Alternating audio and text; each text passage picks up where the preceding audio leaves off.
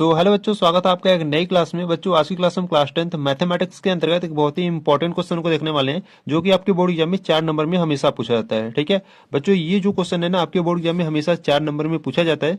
अगर आप 4 नंबर पक्का करना चाहते हो तो आपको क्या करना बच्चों, इस वीडियो को शुरू से लेकर एंड तक वॉच करो। मैं आपको बहुत ही सिंपल मेथड से आज की वीडियो में इसको प्रूव कराने वाला हूँ। ठीक है, तो देखो क्वेश्चन की बात करें तो क्वेश्चन कराए, सिद्ध कीजिए कि √2 एक अपरिमेय संख्या है। ठीक है, यानी कि ये जो √2 है ना, इसको आपको एक अपरिमेय संख्या सिद्ध करना है। ठीक है, तो यहाँ से हम क्या करेंगे, देखो आपको ये भी ध्यान देना है बच्चों कि √2 के स्थान पर आपको कोई भी संख्या मिल सकता है। ठीक है, जैसे यहाँ से अगर हम बात करें, देखो ये जो √2 है ना, इसके स्थान पर आपको √3 मिल सकता है। ठीक है, √5 मिल सकता है एंड √7 भी मिल सकता है। ठीक है, तो यहाँ पर आपको कोई भी नंबर दिया जाए और उसे कहा जाए कि एक अपरिमेय संख्या सिद्ध करो, तो पहले हम क्या करेंगे ना, उस नंबर को पहले एक परिमेय संख्या मानेंगे। ठीक है, जैसे यहाँ पर √2 है तो पहले इसको क्या करेंगे, एक परिमेय संख्या मानेंगे। ठीक है, और ये भी आपको ध्यान देना है कि इसके स्थान पर आपको कोई भी नंबर दिया जाए तो सेम तरीके से सभी को सॉल्व करेंगे। ठीक है, तो पहले क्या करेंगे, देखो यहाँ पर √2 है। ठीक है, तो पहले क्या करेंगे, इसको एक परिमेय संख्या मानेंगे। ठीक है, तो यहाँ से हम क्या लिखेंगे, यहाँ से हम लिखेंगे कि माना,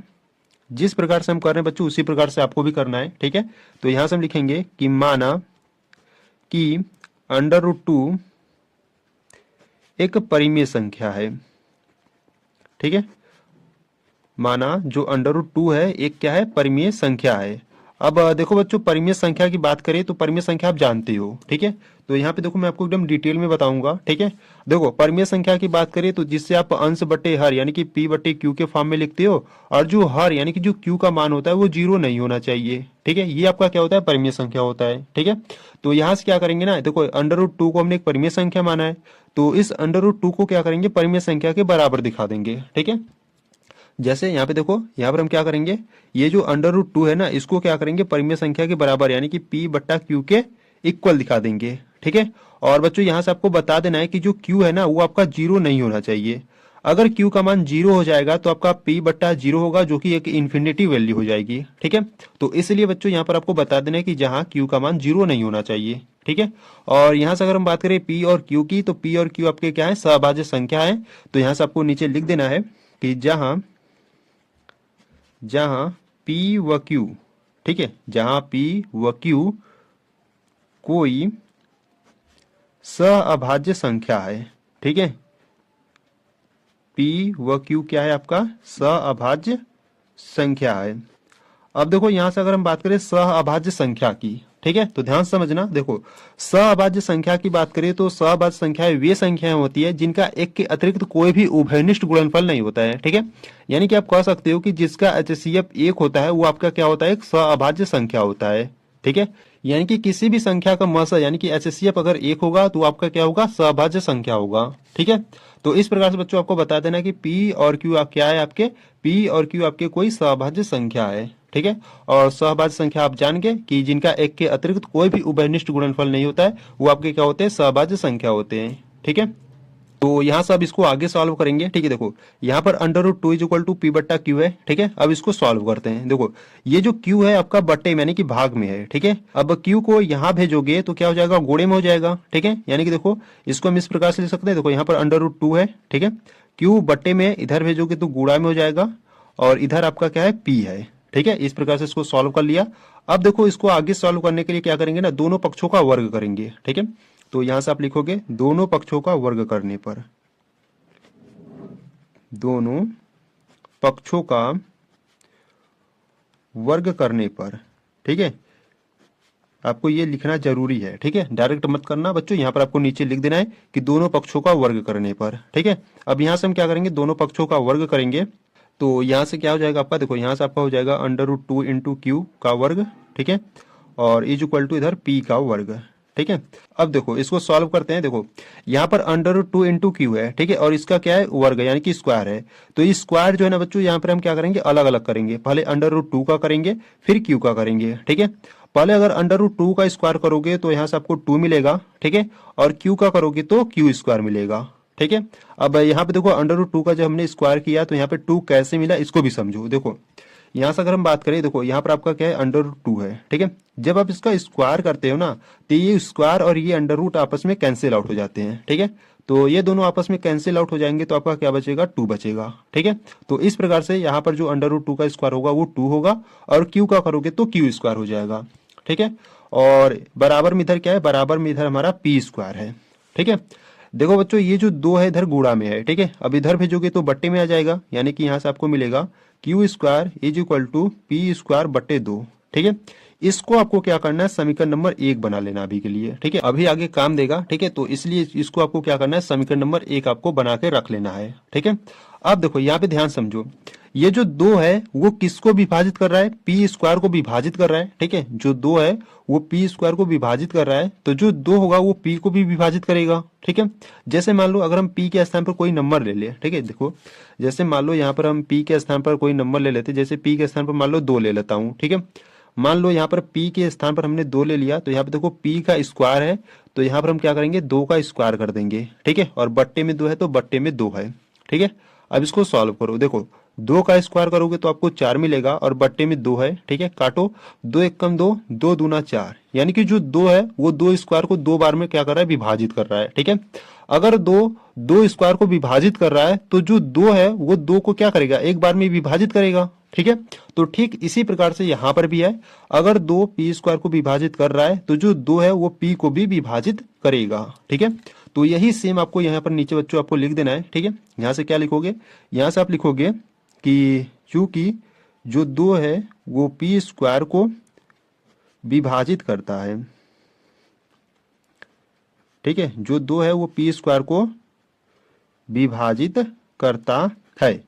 अगर 2 पी स्क्वायर को विभाजित करता है तो पी को भी करेगा। ठीक है, तो इसलिए यहाँ पर नीचे आप लिखोगे, इसीलिए जो 2 है वो पी को भी विभाजित करेगा, पी को भी विभाजित करेगा। ठीक है, अब इसको आपको क्या करना है, समीकरण नंबर 2 बना लेना है। ठीक है, अभी मैं बताऊंगा कि इसको समीकरण नंबर 2 हमने किस लिए बनाया। ठीक है, तो इतना करने के बाद, ठीक है, देखो बच्चों इतना हमने जो किया है ना, ये आपका क्या है, फर्स्ट स्टेप है। ठीक है, अब इसके बाद आपका सेकेंड स्टेप आता है। ठीक है, इसके बाद आपको पुनः मानना होता है। ठीक है, यहाँ से हम क्या लिखेंगे, यहाँ से हम लिखेंगे पुनः माना। ठीक है, अब इसके बाद आपको मानना होता है। ठीक है, तो यहाँ पर आप लिखोगे पुनः माना। अब देखो क्या मानोगे, देखो यहाँ पर जो 2 था वो किसको विभाजित कर रहा था, पी को विभाजित कर रहा था। ठीक है, तो जिसको विभाजित करेगा उसी को मानेंगे। ठीक है, पी को विभाजित कर रहा तो पी के इक्वल मानेंगे, और जो संख्या विभाजित करेगा उसी को मानेंगे। ठीक है, जैसे देखो ये जो 2 था वो पी को विभाजित कर रहा था। ठीक है, तो पी की इक्वल मानेंगे, और कौन संख्या विभाजित कर रहा था, 2 विभाजित कर रहा था, तो पी इज इक्वल टू यहाँ पर क्या मानेंगे, 2 मान लेंगे। ठीक है, समझ रहे हो ना, जो संख्या विभाजित करेगा उसी संख्या को यहाँ पर हम मानेंगे। ठीक है, और यहाँ पर जो विभाजित होगा उसके इक्वल मानेंगे। ठीक है, यहाँ पर p इक्वल टू 2 मान लिया, और इसके इंटू में यहाँ पर मान लो हम k मान लेते हैं। ठीक है बच्चों, आप k के स्थान पर कुछ भी मान सकते हो, x y z, वो आपके ऊपर डिपेंड करता है। ठीक है, तो यहाँ पर हमने k मान लिया। ठीक है, और यहाँ से आप कुछ भी मानो तो यहाँ पर आपको बता देना है। ठीक है, यहाँ पर आपको बता देना है कि जहाँ k कोई पूर्णांक है। ठीक है, जहाँ k कोई पूर्णांक है। ठीक है, इस प्रकार से अब क्या करेंगे, ये जो p इक्वल टू 2 के हमने माना है ना बच्चों, इसको क्या करेंगे, समीकरण नंबर 1 में रखेंगे। ठीक है, तो यहाँ पर आप क्या लिखोगे, यहाँ पर आप लिखोगे कि जो p का मान है, ठीक है, p का मान समीकरण 1 में रखने पर, ठीक है, p का मान समीकरण नंबर 1 में रखने पर। ठीक है, अब ये जो p का मान है इसको हम क्या करेंगे, इसमें पुट अप करेंगे, यानी कि रखेंगे। ठीक है, तो यहाँ से नेक्स्ट पेज को ले लेते हैं। ठीक है, तो देखो यहाँ से हम क्या करेंगे, इस p के मान को हम क्या करेंगे, इस समीकरण नंबर 1 में रखेंगे। ठीक है, तो देखो समीकरण नंबर 1 है क्या आपका, समीकरण नंबर 1 है Q square is equal to, अब देखो p स्क्वायर है। ठीक है, तो p इज इक्वल टू यहाँ पे 2k है, तो यहाँ पर हम रखेंगे 2k, और यहाँ पर स्क्वायर है तो यहाँ पर आपका क्या हो जाएगा, स्क्वायर हो जाएगा, और बट्टे में 2 है तो बट्टे में 2 हो जाएगा। ठीक है, समझ रहे हो ना, ये जो p इक्वल टू 2k है ना, इसको हमने क्या किया, यहाँ पर रख दिया हूँ। ठीक है, अब इसको सॉल्व करते हैं। तो देखो यहाँ पर अगर हम बात करें तो यहाँ पर आपका क्या मिलेगा, देखो Q square is equal to, अब देखो अगर यहाँ से अगर हम बात करें तो 2 का स्क्वायर करोगे तो यहाँ से आपको 4 मिलेगा, और k का अगर स्क्वायर करोगे तो k स्क्वायर मिलेगा। ठीक है, और बट्टे में 2 है। ठीक है, तो देखो बच्चों यहाँ से अगर हम बात करें तो यहाँ पे संख्या कट रही है, देखो 2 एक कम 2, 2 दूना 4। ठीक है, यानी कि यहाँ से जो फाइनल वैल्यू है वो आपका 2k स्क्वायर आ गया। ठीक है, इसको सही रूप में लिख देते हैं, तो यहाँ से आपको मिलेगा Q square is equal to 2k square. ठीक है, अब देखो बच्चों, ये जो 2 है ना वो क्या है, गुणा में है। इधर भेजोगे तो बट्टे में यानी कि भाग में आ जाएगा, ठीक है। तो 2 गुणा में, इधर भेज दो बट्टे में, यानी कि यहाँ से आपको मिलेगा क्यू स्क्वायर बटे 2 इज इक्वल टू के स्क्वायर मिलेगा, ठीक है। अगर हम इसको सही रूप में लिखे, ठीक है, अगर इसको सही रूप में लिखे तो इस प्रकार से लिख सकते हो, K square is equal to Q square बट्टे 2, ठीक है। अब क्या करो ना, देखो ये जो 2 है वो किसको विभाजित कर रहा है, ये जो 2 है वो क्यू स्क्वायर को विभाजित कर रहा है, ठीक है। अगर 2 क्यू स्क्वायर को विभाजित कर रहा है तो जो 2 है वो क्यू को भी विभाजित करेगा, ठीक है। जैसा कि हमने यहाँ पर समझा था कि अगर 2 पी स्क्वायर को विभाजित करता था तो जो 2 है वो पी को भी विभाजित करता था, ठीक है। तो ठीक इसी प्रकार से बच्चों यहाँ पर भी है, ठीक है। तो यहाँ पर हम क्या लिखेंगे, यहाँ पर हम नीचे लिख देंगे कि चूंकि जो 2 है वो क्यू स्क्वायर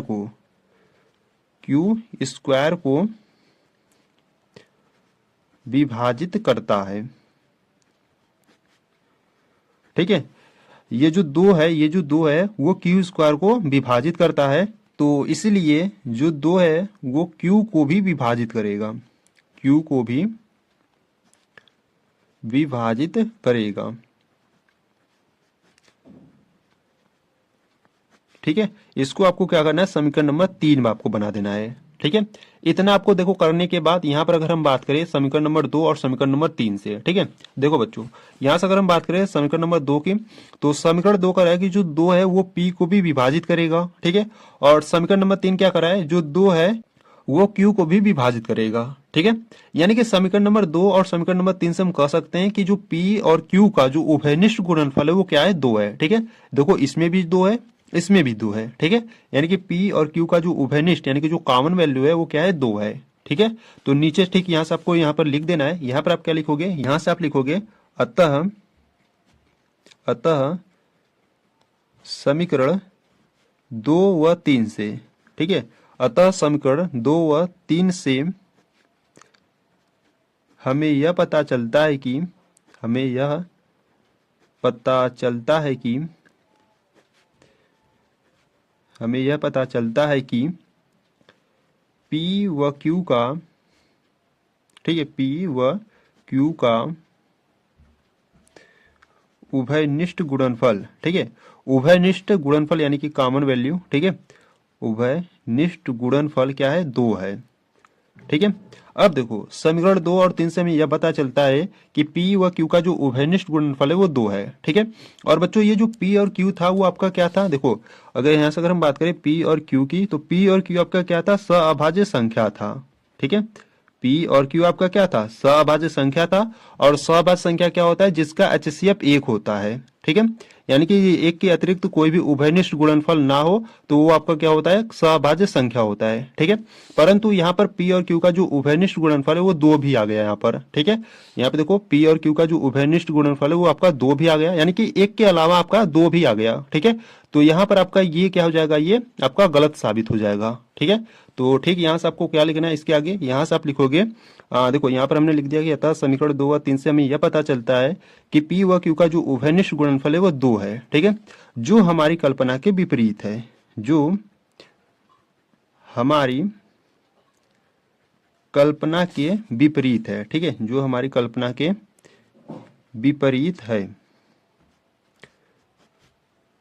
ठीक है। इस प्रकार से आपको लिख देना है, ठीक है। अब इतना करने के बाद बच्चों आपको नीचे थोड़ा सा स्टेटमेंट को लिखना होता है, ठीक है। तो इसको आपको ध्यान से लिखना है, इसी स्टेटमेंट पर बच्चों आपको नंबर मिलता है, ठीक है। तो इसलिए बच्चों इसको आपको ध्यान से लिखना है, ठीक है। यहाँ से आप क्या लिखोगे, देखो यहाँ से नीचे आपको लिख देना है कि अतः अतः यह विरोधाभास अतः यह विरोधाभास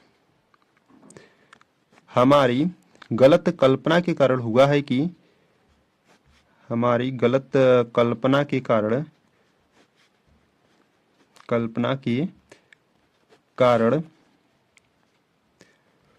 हुआ है कि जो करड़ी में 2 है वो एक परिमेय संख्या है, ठीक है। ये हमारे बच्चों परिमेय संख्या है, ठीक है। ये हमारी गलत कल्पना के कारण हुआ है, ठीक है। यहाँ पर आपको ध्यान देना है कि ये जो करड़ी में 2 है ना, एक परिमेय संख्या है, ये हमारी गलत कल्पना के कारण हुआ है, ठीक है। तो यहाँ से आपको नीचे बता देना है कि अतः जो करड़ी में 2 है एक क्या है, अपरिमेय संख्या है।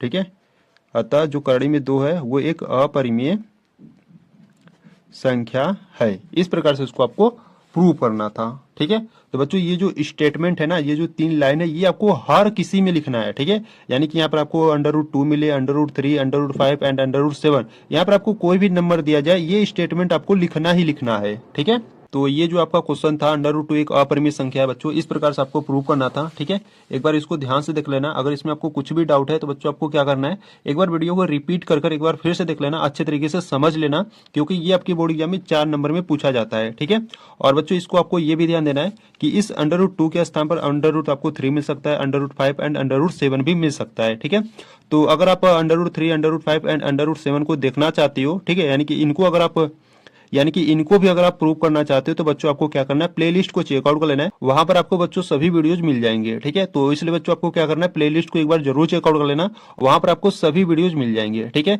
ये जो आपका √3 है, √5 एंड √7, ठीक है, इसके अलावा जो आपके प्लस में होता है, माइनस में होता है, ठीक है, वो भी आपके वहां पर आपको सभी वीडियोज मिल जाएंगे। ठीक है, और बच्चों इससे पहले मैं आपको सभी इंपॉर्टेंट क्वेश्चन को भी पढ़ा रखा हूँ। ठीक है, अगर आप 2025 में बोर्ड एग्जाम देने जा रहे हो, तो अगर आपको इंपॉर्टेंट क्वेश्चन देखना है, यानी कि 2 नंबर के, ठीक है, 4 नंबर के, 6 नंबर के, अगर इन सभी इंपॉर्टेंट क्वेश्चन को देखना चाहते हो, तो बच्चों आपको प्लेलिस्ट में चेकआउट कर लेना। ठीक है, और उसी प्लेलिस्ट में ये भी आपको मिल जाएंगे। ठीक है, तो एक बार प्लेलिस्ट को जरूर चेकआउट कर लेना। ठीक है, वहां पर आपको सभी वीडियोज मिल जाएंगे। ठीक है, तो बच्चों आज की वीडियो में हमने √2 को प्रूव किया। ठीक है, तो अगर आपको ये वीडियो अच्छी लगी तो वीडियो को लाइक कर सकते हो, चैनल पर नए हो तो चैनल को आप सब्सक्राइब कर सकते हो। तो चलो बच्चों, मिलते हैं नेक्स्ट वीडियो में, तब तक के लिए जय हिंद, जय भारत।